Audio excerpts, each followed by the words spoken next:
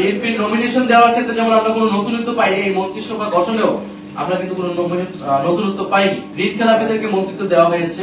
আমি নাম না নিয়ে যদি বলি, তিনটি গুরুত্বপূর্ণ মন্ত্রণালয়, সবচেয়ে অনেক বড় বাজেটের মন্ত্রণালয়, এমন একজনকে দেওয়া হলো যিনি রিয়েল এস্টেট ব্যবসায়ী এবং হত্যা মামলার আসামি।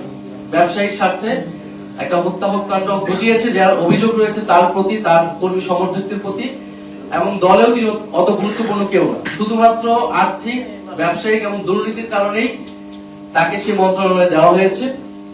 ফলে এরকম ঋণ খেলাপি, আরো ঋণ খেলাপি রয়েছে, তাদেরকে বিভিন্ন মন্ত্রণালয়ে দেওয়া হয়েছে।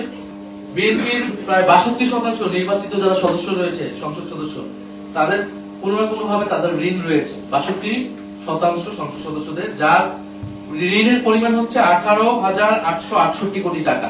এটা আমার মত না, এটা হচ্ছে টিআইবির একটা রিপোর্ট অনুযায়ী 18,868 কোটি টাকা ঋণ তাদের সম্মানিত 62% সদস্যের।